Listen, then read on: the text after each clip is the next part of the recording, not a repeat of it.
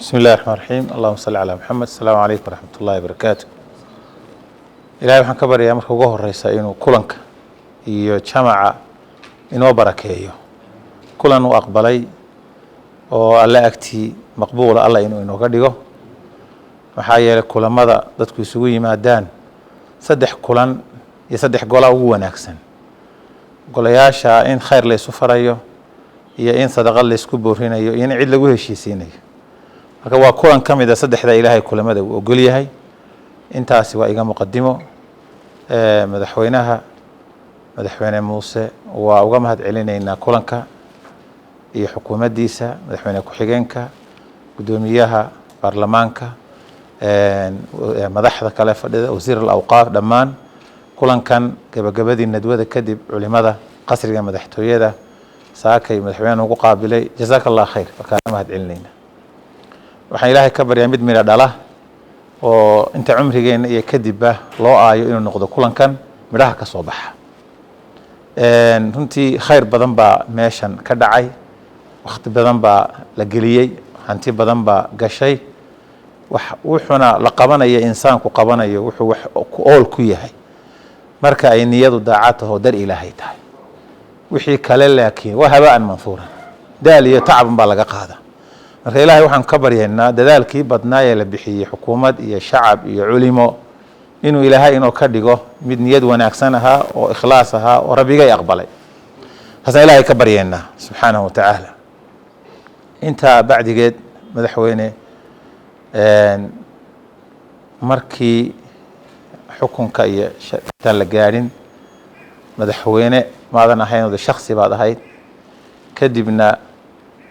madaxweyne aad noqotay kadibna adduunka waa ka tegaysaa adoo aan madaxweyne ahayn madaxda kalena waa la mid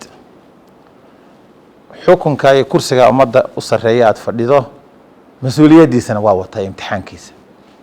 ilaahay kugu asturo adiga iyo madaxdaada xilka aad haysaan allah idinku asturo waa naas la nuugayo caano badan marka afka lagu hayo marka ay gudhana wax ka khatarsan ma jirto xilkuna waa adag yahay arrinkiisu iyo mas-uuliyaddiisu ilaahay xilka aad haysaan wasiire iyo madaxweyne ku-xigeenna iyo madaxweyne allah idinku asturo oo idinku ducaynayna mid alla agtii janno ku heshaan oo alla ku asturantaan agtiisa oo khayr ka heshaan ba allah idinka dhigo wakti kulul wakti adag aakhir zaman ah dadkiisu adag yahay imtixaankiisu badan yahay baa noloshu iyo xilku ku soo beegmay oo gabagaba ah waktina waktigu ka dambeeya waa kasii adag yahay wuxuu u baahan yahay soo jeed badan wuxuu u baahan yahay ilaalin badan waxay u baahan tahay waajib badan oo la guto waxay u baahan tahay dulqaad badan intaas oo dhan bay u baahan tahay social mediahuna waa dheeriyo imtixaan ah waagii hore bahalkaasi ma jirinba laakiin iminka wax madaxweyne kasta oo xakamayn karaa dee ma jiro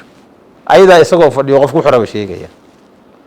waxaan dardaarmayaa madaxweyne diinta inaad xoojiso sida aad hadalladaaduna ka mid tahay waa kugula dardaarmayna anaguna intaa kursigaa aad fadhida iyo xilka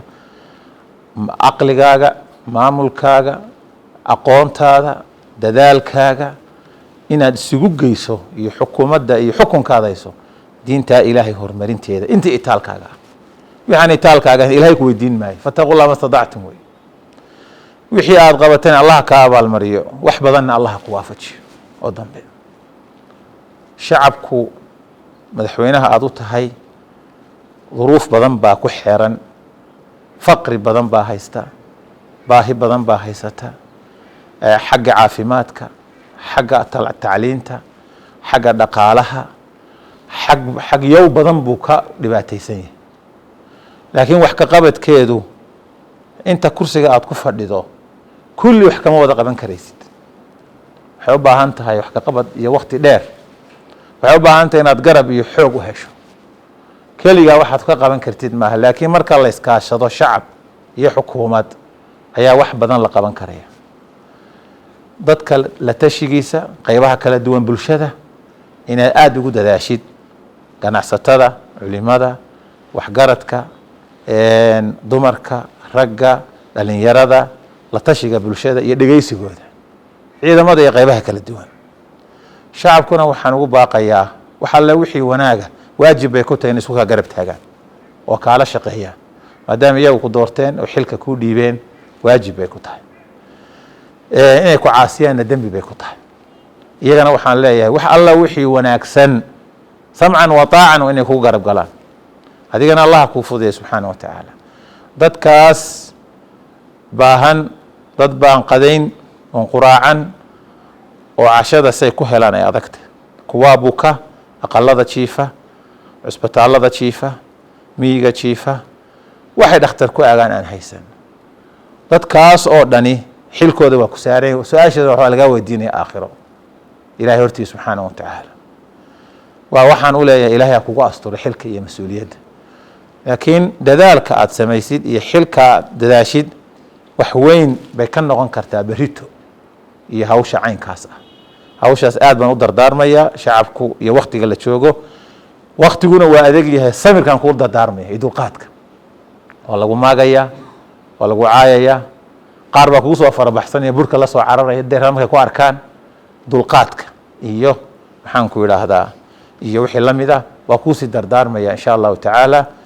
waxa weeyaan odaynimada iyo waayo aragnimadu dee kula socotaa wax weyn ah aad shacabka fahamsantii taana waa dardaarmi lahaa madaxweyne waa iga dardaaran saa mar dambe isu arki doono ilaahay baa garanaya oo madaxweyneyaasha sida loogu soo galaa adag. annagu albaabadan guryahan joogno waa masaajidda waa iska furan yihiin laakiin madaxda ku aragto waa adagta kelmaddaa dardaaran iyo dar ilaahay bay iga tahay markaan saa kuula dardaarmayo ilaahayna waxaan ka baryayaa kulamo kaloo wanaagsan in isugu kaayo keeno xilkaa aad haysa adiga iyo raggaa kalena ilaahay inuu idinku asturo horumar adduuniya aakhirana ilaahay idinka siiban alla ku dardaarmaya. sal allah wasalam cala nabiyina maxamed waa mahadsantihin wixii aan khaldayna raalli ahaada wixii aan asiibana alla ha giibay subxaana wa tacaala.